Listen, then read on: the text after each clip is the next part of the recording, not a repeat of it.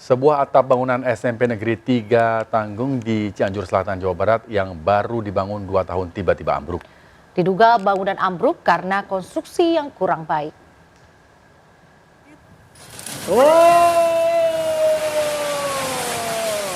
Akhirnya kan telah terjadi rubuh. Video amatir ini merekam detik-detik sebuah atap bangunan SMP Negeri 3 Tanggeng di Kampung Tegal Panjang, Desa Sirnarjaya, Kecamatan Tanggeng, Cianjur Selatan, Jawa Barat, tiba-tiba ambruk. Padahal atap ruang bangunan sekolah tersebut baru 2 tahun lalu dibangun dengan biaya 450 juta rupiah. Akibatnya bangunan yang digunakan untuk fasilitas lab komputer tidak bisa digunakan. Diduga bangunan ambruk akibat konstruksi serta spesifikasi bangunan yang tidak sesuai ketentuan. Sebelum ambruk, sejumlah saksi mata sempat mendengar suara retakan kayu dari ruang laboratorium tersebut. Pihak Dinas Pendidikan, Pemuda dan Olahraga serta pihak terkait kini tengah menyelidiki penyebab pasti kejadian tersebut.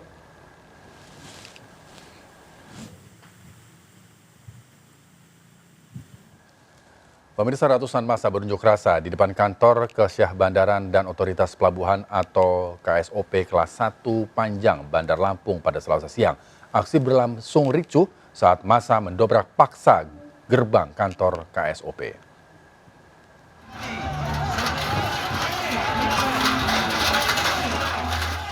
Ratusan massa yang terdiri dari buruh, ormas, serta anggota Koperasi Tenaga Kerja Bongkar Muat atau TKBM Pelabuhan ini menerobos masuk ke halaman kantor KSOP. Massa mendesak KSOP Pelabuhan Panjang segera menerbitkan surat pemberitahuan kegiatan usaha atau PMKU Koperasi TKBM Perjuangan Bersama. Aksi massa berhasil diredam setelah perwakilan pengunjuk rasa berhasil menemui pihak KSOP. Meski bersedia melakukan upaya mediasi antara Koperasi Pelabuhan Panjang yang aktif dengan pihak Koperasi Perjuangan Bersama, pihak KSOP akan tetap mengikuti peraturan Menteri Koperasi yang menyebut Koperasi TKBM bisa dibentuk jika adanya pelabuhan baru.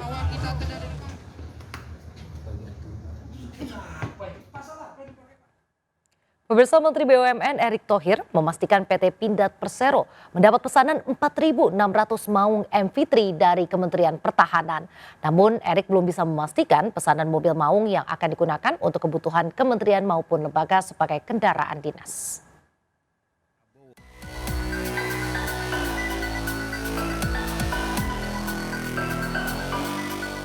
Mobil maung Garuda buatan PT Pindad viral setelah menyandang sebagai mobil RI1 milik Presiden Prabowo Subianto. Maung Garuda pertama kali digunakan Presiden Prabowo setelah dilantik sebagai Presiden RI ke-8. Namun sesungguhnya kemunculan mobil gagah berseri resmi MV3 Garuda Limousine ini sudah ambil bagian dalam parade alutsista pada HUT TNI ke-79 di Monas awal Oktober. Menteri BUMN Erick Thohir mengatakan PT Pindad Persero telah mendapat pesanan 4.600 mobil maung dari Kementerian Pertahanan untuk 2 tahun ke depan. Namun, Erick belum bisa memastikan pesanan mobil maung dari Presiden Prabowo untuk kebutuhan kementerian dan lembaga sebagai mobil dinas. Pindad tentu sudah menyiapkan sesuai dengan orderan dari Kementerian Pertahanan, itu kurang lebih 4.600 maung untuk 2 tahun ke depan. Apakah nanti ada tambahan order untuk tadi kementerian? Ya kembali mohon tanyakan kepada Dirut Pindad supaya ini kan line of produksinya harus diproyeksikan. Tapi tentu kita mendukung ya memang bagaimana penggunaan daripada tadi ya produksi dalam negeri harus kita tingkatkan. MV3 Garuda Limousine merupakan kendaraan taktis 4x4 yang bisa ditempuh di berbagai medan. Dilansir dari akun resmi media sosial PT Pindad, maung MV3 dirancang untuk kebutuhan operasi militer maupun sipil. Tim Liputan melaporkan. Sejak resmi menjadi kendaraan kepresidenan yang selalu digunakan Presiden Prabowo di berbagai kesempatan, mobil produksi dalam negeri buatan PT Pindad Maung Garuda viral. Mensesnek Prasetyo Hadi pun menegaskan jika nantinya para pembantu Presiden Prabowo akan menggunakan maung sebagai mobil dinas. Maung ini adalah beliau ingin ya semangatnya itu kita harus punya mobil buatan Indonesia sendiri gitu. Skemanya langsung semua menteri dan wakil menteri itu langsung diganti semua, Mas. Dulu tahu kemampuan berproduksinya. Totalnya kan Kalau juga bicaranya semua kan belum tentu kita sudah mampu gitu loh, Pak. Total kabinet kan ada semangatnya gitu loh. Total kabinet kan ada kita hitung 130. nanti. Tapi konsepnya berarti beli atau menyewa? Anggarannya iya, Mas. Ya kita beli, kita berinvestasi. Wakil Presiden Gibran melakukan pertemuan dengan Kepala BKKBN serta Menteri Komunikasi dan Digital di kantornya. Pertemuan tersebut membahas tim percepatan penurunan stunting dan juga komunikasi digital. Menteri Kependudukan dan Pembangunan Keluarga yang juga Kepala BKKBN Wihaji beserta wakilnya mendatangi kantor Wakil Presiden kemarin pagi. Dalam pertemuan tersebut juga dihadiri Menteri Komunikasi dan Digital Mutia Hafid beserta dua wakilnya. Kepada Menteri Komunikasi dan Digital, pembahasan seputar isu strategis dan prioritas digitalisasi. Sementara dengan Kepala BKKBN membahas penanganan stunting yang harus dilaporkan secara periodik. Wihaji menambahkan, Wapres juga menyinggung pembicaraan terkait menurunnya angka kelahiran dan pernikahan.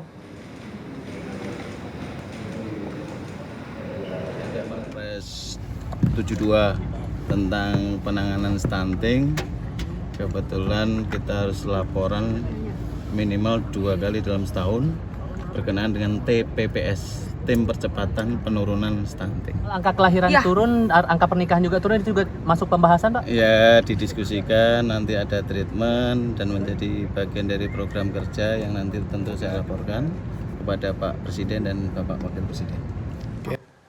Mantan Menteri Perdagangan era Presiden Joko Widodo, Thomas Lembong, ditangkap Kejaksaan Agung. Tom Lembong ditetapkan sebagai tersangka kasus dugaan korupsi impor gula.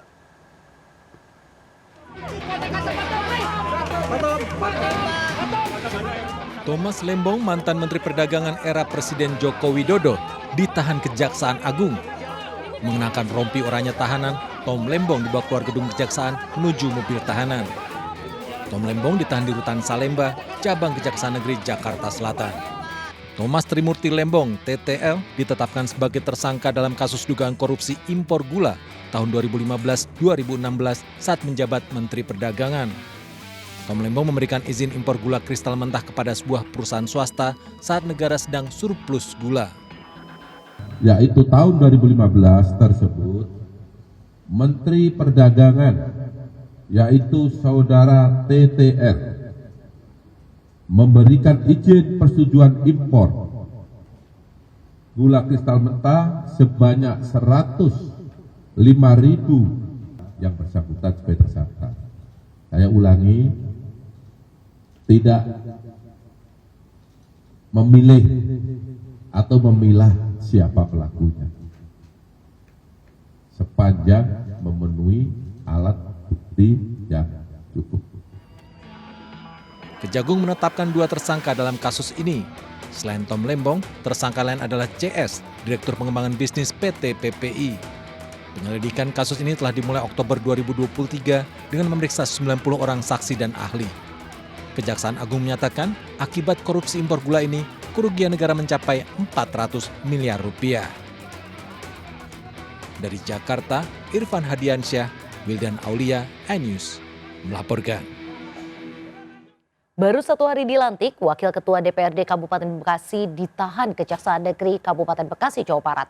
Tersangka Soleman yang juga menjabat Ketua DPC PDI Perjuangan Kabupaten Bekasi diduga menerima suap atau gratifikasi.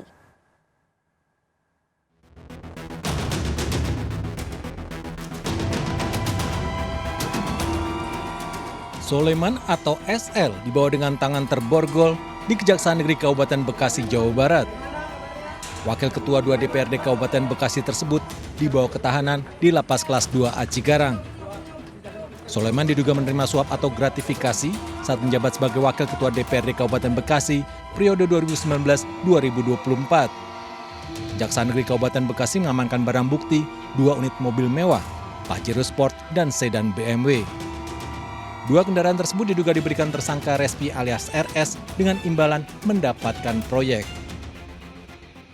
Jaksa penyidik pada Seksi Tindak Pidana Khusus Kejaksaan Negeri Kabupaten Bekasi melakukan penetapan tersangka terhadap saudara SL yang merupakan oknum Wakil Ketua DPRD Kabupaten Bekasi tahun 2019-2024. Bahwa tersangka SL diduga melakukan tindak pidana korupsi, penerimaan gratifikasi dan atau suap.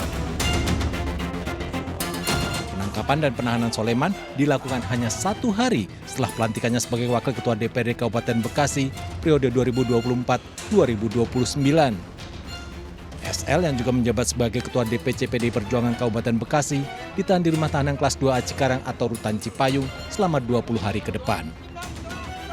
Dari Kabupaten Bekasi, Jawa Barat, Didit Junaidi, iNews melaporkan. Penyidikan Kejaksaan Agung atas maklar kasus Mahkamah Agung Zarof Rikar belum usai. Penyidik Kejagung kembali menggeledah rumah Zarof di Senayan, Jakarta. Penyidik Jampitsus Kejaksaan Agung kembali mendatangi rumah mewah Zarof Rikar di kawasan Senayan, Kebayoran Baru. Tim penyidik datang dengan 2 mobil dan langsung memasuki rumah.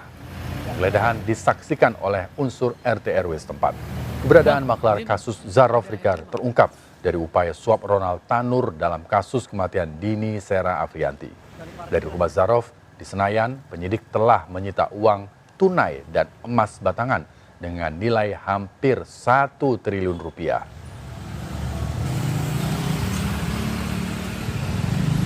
Di dalam, Pak. Pemirsa, buah impor anggur jenis Shine Muscat tengah menjadi perbincangan setelah Thailand menemukan beberapa sampel anggur impor tersebut mengandung residu kimia berbahaya. Jenis anggur impor serupa juga masuk ke Indonesia.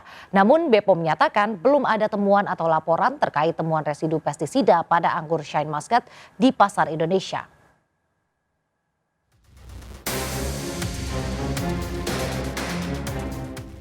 Anggur impor jenis Shine Muscat bikin heboh. Sebuah penelitian swasta di Thailand menemukan beberapa sampel anggur jenis tersebut yang beredar di pasar mengandung residu bahan kimia berbahaya, pestisida. Penelitian tersebut tak urung membuat konsumen di Indonesia resah. Pasalnya buah impor serupa, anggur jenis Shine Muscat juga banyak beredar di tanah air. Tak kurang dari Komisi 9 DPR RI menegur Badan POM terkait peredaran anggur jenis tersebut. Meski oleh BPOM kemudian disebutkan, belum ditemukan laporan kandungan bahan berbahaya dalam buah anggur Shine Muscat di pasar Indonesia. Ya, Anda harusnya berkoordinasi dengan pihak imigrasi, ya kan? Itu harus stop tuh anggur muskat itu. Karena dia mengatakan, ini teman dari BPOM ini mengatakan bahwa memang anggur itu berbahaya. Badan POM kalau dia sudah masuk ke Indonesia terus dipasarkan, ya harus ada nomor izin edarnya. Kalau dia sudah menjadi kayak pangan olahan atau anggur olahan, ya kita itu tanggung jawab kami. Menanggapi keberadaan anggur impor Shine Muscat berbahaya, Kepala Badan Karantina Indonesia Sahat Panggabean melakukan sidak di tempat pemeriksaan karantina Pelabuhan Tanjung Perak, Surabaya. Sidak dilakukan untuk memastikan semua komoditas tumbuhan yang masuk Indonesia memenuhi prosedur karantina sesuai regulasi keamanan pangan. Dari Jakarta, Abdul Aziz, Nadifa, iNews melaporkan. Pemirsa, mobil dinas Camat Baito Konawe Selatan yang kerap ditumpangi guru honorer Supriyani ditembak orang tak dikenal usai sidang pembacaan eksepsi.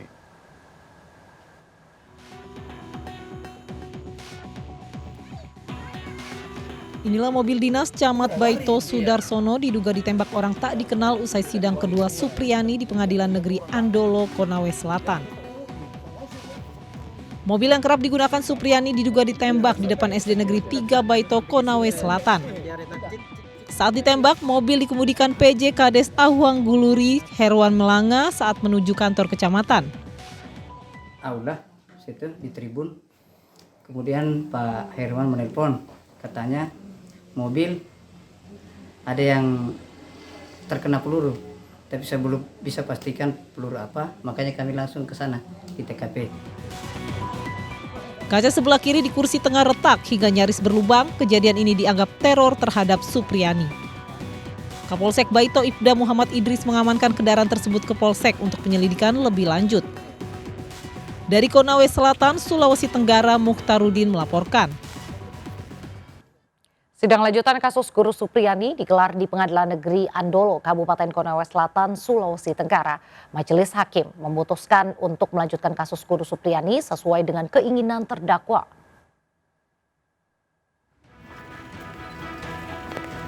Guru Supriyani kembali menghadiri sidang lanjutan di Pengadilan Negeri Andolo, Kabupaten Konawe Selatan, Sulawesi Tenggara. Sidang dengan agenda pembacaan eksepsi oleh kuasa hukum terdakwa Supriyani, kuasa hukum merasa keberatan atas dakwaan jaksa terkait kasus penganiayaan terhadap anak muridnya.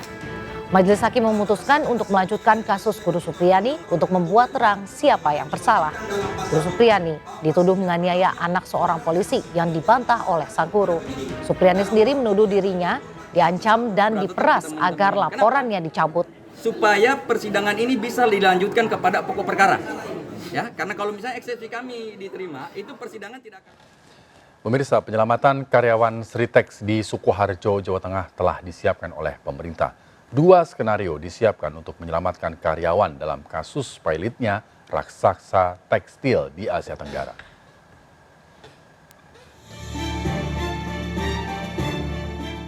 PT Sritex masih beroperasi dan menghasilkan produk garmen di Sukoharjo meski telah dinyatakan pilot oleh Pengadilan Negeri Semarang sejak 21 Oktober 2024. Karyawannya masih bekerja dengan penuh semangat. Kementerian Perindustrian melalui PLT Direktur Jenderal Industri Kimia, Farmasi, dan Tekstil Reni Yanita memastikan pemerintah tengah menyiapkan beberapa opsi penyelamatan terhadap PT Sritex. Penyelamatan harus didiskusikan kembali bersama Sritex dan juga 3 kementerian terkait lainnya, yakni Kementerian Keuangan, Kementerian BUMN, dan Kementerian Tenaga Kerja. Dari beberapa opsi yang ada, pemerintah juga menyiapkan kemungkinan pemberian dana talangan dan insentif untuk Sritex. Namun bagi pemerintah, Kemenperin berupaya untuk melindungi tenaga kerja dan juga ekspor yang sedang berjalan.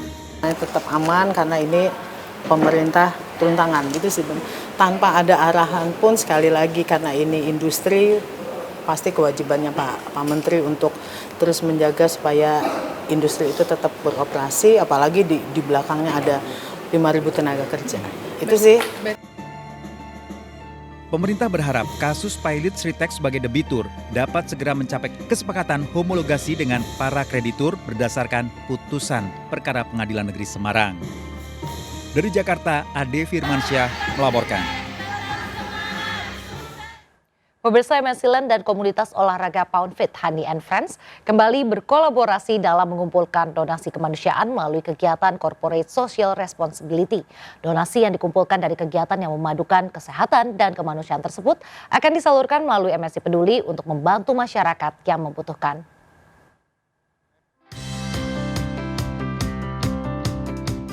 Sebagai rasa syukur 2 tahun berkiprah dalam olahraga Pound Fit, sekitar 400 pegiat komunitas olahraga Pound Fit Honey and Friends, area Jakarta dan sekitarnya menggelar kegiatan olahraga sambil berdonasi di Kebayoran Lama, Jakarta Selatan. Dengan menggandeng MNC Land, donasi sebagian hasil penjualan tiket dari kegiatan ini nantinya akan dikumpulkan dan disalurkan melalui MNC Peduli. Donasi tersebut diharapkan dapat membantu masyarakat luas yang lebih membutuhkan.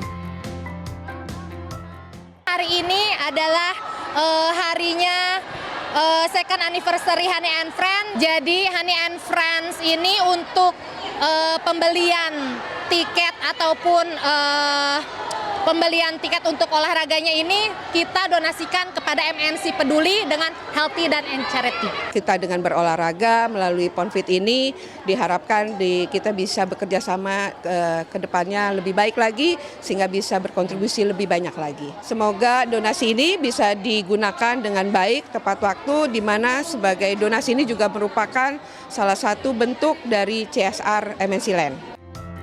Olahraga Pound Fit kini tengah menjadi tren kekinian yang sedang digandrungi masyarakat.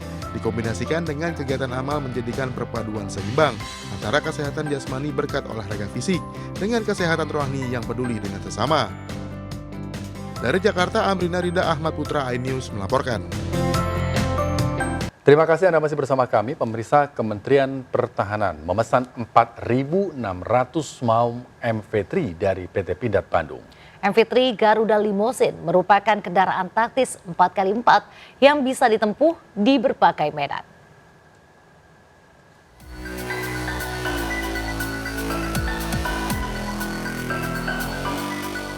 Mobil Maung Garuda buatan PT Pindad viral setelah menyandang sebagai mobil RI1 milik Presiden Prabowo Subianto.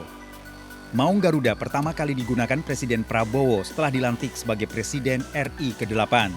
Namun sesungguhnya kemunculan mobil gagah berseri resmi MV3 Garuda Limousine ini sudah ambil bagian dalam parade alutsista pada HUT TNI ke-79 di Monas awal Oktober. Menteri BUMN Erick Thohir mengatakan PT Pindad Persero telah mendapat pesanan 4.600 mobil Maung dari Kementerian Pertahanan untuk 2 tahun ke depan. Namun, Erick belum bisa memastikan pesanan mobil Maung dari Presiden Prabowo untuk kebutuhan kementerian dan lembaga sebagai mobil dinas. Pindad tentu sudah menyiapkan sesuai dengan orderan dari Kementerian Pertahanan itu kurang lebih 4.600 Maung untuk 2 tahun ke depan. Apakah nanti ada tambahan order untuk tadi kementerian? Ya kembali mohon tanyakan pada Dirut Pindad supaya ini kan line of produksinya harus diproyeksikan. Tapi tentu kita mendukung ya memang bagaimana penggunaan daripada tadi ya produksi dalam negeri harus kita tingkatkan. MV3 Garuda Limousine merupakan kendaraan taktis 4x4 yang bisa ditempuh di berbagai medan. Dilansir dari akun resmi media sosial PT Pindad, Maung MV3 dirancang untuk kebutuhan operasi militer maupun sipil. Tim Liputan melaporkan. Mensesnek Prasetyo Hadi pun menegaskan para pembantu Presiden Prabowo akan menggunakan Maung sebagai mobil dinas. Hal ini menyusul Maung resmi menjadi kendaraan kepresidenan yang selalu digunakan Presiden Prabowo. Maung ini adalah beliau ingin ya semangatnya itu kita harus punya mobil buatan Indonesia sendiri gitu. Skemanya langsung semua menteri dan wakil menteri itu langsung ya, diganti semua mas? Dulu tahu kemampuan berproduksinya. Totalnya kan juga bicaranya semua kan belum tentu kita sudah mampu gitu loh Pak. Total kabinet kan ada semangatnya gitu loh. Total kabinet kan ada 130. Tapi konsepnya berarti beli atau menyewa? Anggarannya iya mas. Ya kita beli, kita berinvestasi. Kejaksaan Agung menangkap mantan Menteri Perdagangan era Presiden Joko Widodo, Thomas Lembong. Kasus dugaan korupsi impor gula tahun 2015 menetapkan Tom Lembong sebagai tersangka.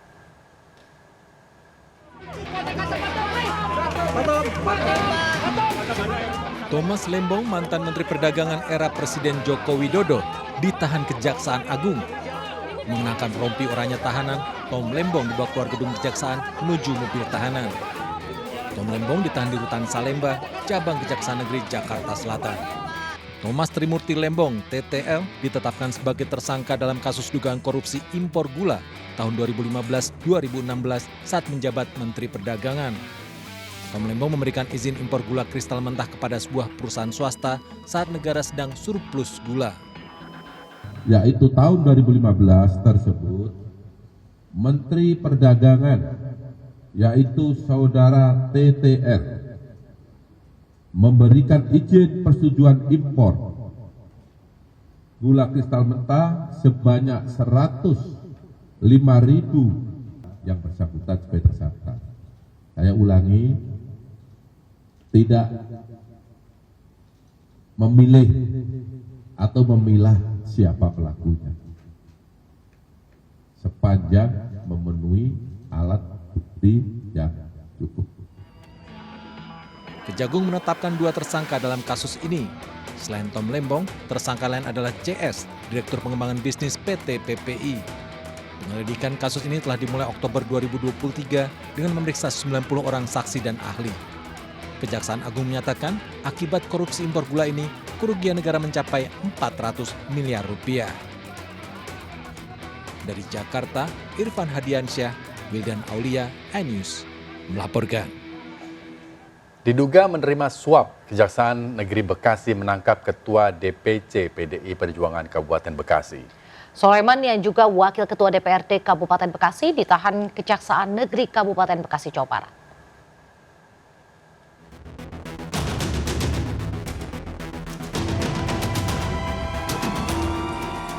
Soleman atau SL dibawa dengan tangan terborgol di Kejaksaan Negeri Kabupaten Bekasi, Jawa Barat.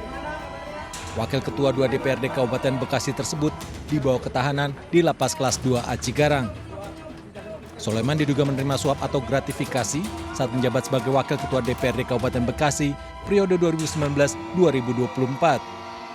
Jaksa Negeri Kabupaten Bekasi mengamankan barang bukti 2 unit mobil mewah, Pajero Sport, dan sedan BMW. 2 kendaraan tersebut diduga diberikan tersangka Respi alias RS dengan imbalan mendapatkan proyek. Jaksa penyidik pada Seksi Tindak Pidana Khusus Kejaksaan Negeri Kabupaten Bekasi melakukan penetapan tersangka terhadap saudara SL yang merupakan oknum Wakil Ketua DPRD Kabupaten Bekasi tahun 2019-2024. Bahwa tersangka SL diduga melakukan tindak pidana korupsi, penerimaan gratifikasi dan atau suap. Penangkapan dan penahanan Soleman dilakukan hanya 1 hari setelah pelantikannya sebagai Wakil Ketua DPRD Kabupaten Bekasi periode 2024-2029. SL yang juga menjabat sebagai Ketua DPC PDI Perjuangan Kabupaten Bekasi ditahan di Rumah Tahanan Kelas 2A Cikarang atau Rutan Cipayung selama 20 hari ke depan. Dari Kabupaten Bekasi, Jawa Barat, Didit Junaidi, iNews melaporkan. Rumah mewah milik maklar kasus Mahkamah Agung Zarof Rikar kembali digeledah. Dari rumah Zarof Rikar di Senayan, penyidik telah menyita uang tunai dan emas batangan dengan nilai hampir 1 triliun rupiah. Penyidik Jampitsus Kejaksaan Agung kembali mendatangi rumah mewah Zarof Rikar di kawasan Senayan, Kebayoran Baru. Tim penyidik datang dengan 2 mobil dan langsung memasuki rumah. Penggeledahan disaksikan oleh unsur RT RW setempat.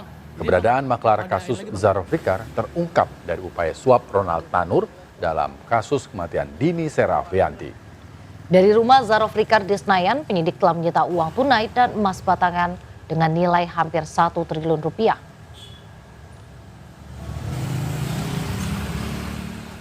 Pemirsa, hari ini Pengadilan Negeri Jakarta Pusat menggelar sidang perdana peninjauan kembali jilid 2 yang diajukan oleh Jessica Kumala Wongso. Agenda persidangan perdana adalah pembacaan memori kasasi dan pengambilan sumpah saksi dari pihak Jessica.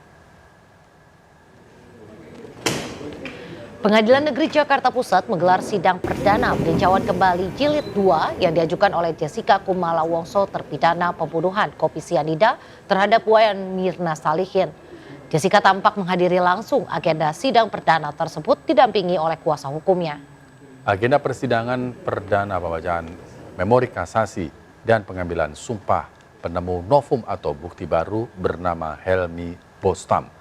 Adapun novum yang dibawa pihak Jessica berupa rekaman tayangan dialog ayah Mirna yakni Darmawan Salihin di salah satu televisi pada 7 Oktober 2023 dan flash disk rekaman CCTV lengkap di Cafe Oliver.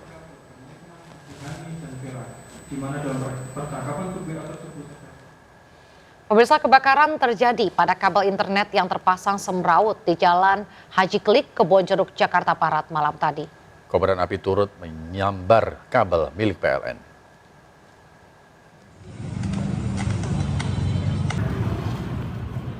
Kebakaran melanda kabel internet di Jalan Haji Keli, Kebonjeruk, Jakarta Barat mengundang perhatian warga.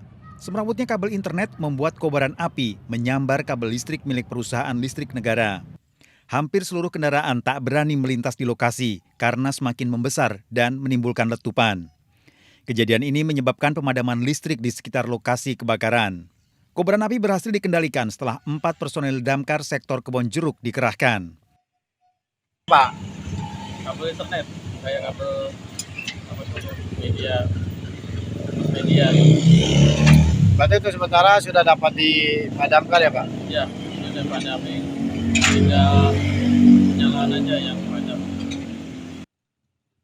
Hingga kini, arus lalu lintas dan pasokan listrik di lokasi kembali normal. Dari Jakarta, Miftahul Gani melaporkan. Merayakan grand opening fase kedua Pusat Perbelanjaan di Cikarang, Jawa Barat menggelar event bertajuk Endless Euphoria. Selain musisi beken tanah air, Endless Euphoria juga dimeriahkan dengan festival makanan.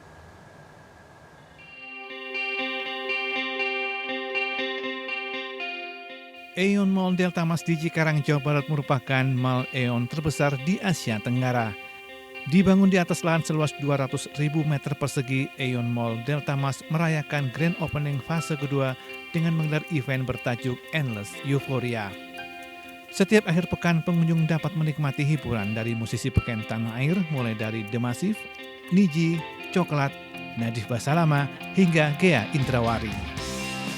Dan di second phase ini lebih ke mengapresiasi teman-teman tenan yang okupansi kita sudah menjelang 90%. Jadi kita akan ada music festival, terus ada food festival, terus beberapa konten acara dan juga promo-promo dari tenan-tenan dan shopping program dari kita yang memang memanjakan customer yang akan datang selama periode tersebut. Nah, kita nanti di November masih ada big show-nya untuk rangkaian event ini juga. Nanti akan ada Niji, ada The Massive, ada Coklat. Event Endless Euphoria berlangsung mulai 11 Oktober hingga 3 November 2024. Dari Cikarang, Jawa Barat, Hamzah Hasibuan dan Leman melaporkan.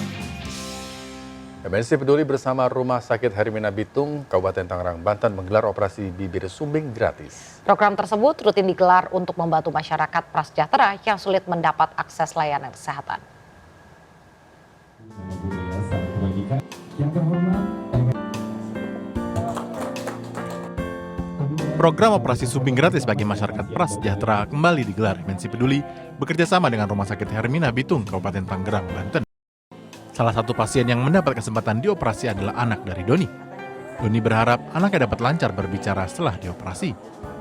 Ya, alhamdulillah bersyukur sekali atas bantuan Rumah Sakit Hermina selama ini dan untuk MNC Peduli yang sangat membantu kami melaksanakan operasi bibir sumbing ini. Sangat berterima kasih dan bersyukur serta rasa bangga atas kerjasama Rumah Sakit Hermina dengan MNC Peduli, di mana kegiatan bakti sosial bibir sumbing ini merupakan salah satu juga yang penting dilakukan oleh insan kesehatan untuk terus membantu anak-anak kita yang kurang beruntung. Sebanyak 20 pasien dari Kabupaten Tangerang, Banten mengikuti program operasi sumbing gratis untuk keluarga prasejahtera ini. Selama ini memang kita bekerja sama dengan MNC Peduli dan stakeholder, dengan dokter, perawat dan puskesmas di jaring yang memberikan pasien ke kami. Kita lakukan screening segala macam sampai persiapan operasi, sampai dilakukan operasi sampai selesai. Ya, kita harapkan banyak masyarakat khususnya keluarga prasejahtera yang terbantu. Semoga yang telah dilaksanakan ini bisa diteruskan dan bisa lebih banyak lagi kita dapat membantu para keluarga prasejahtera. Operasi sumbing gratis MNC Peduli dan Smeltren Indonesia telah mengembalikan senyuman ribuan anak dari seluruh Indonesia. Dari Kabupaten Tangerang, Banten, Aimarani, iNews melaporkan.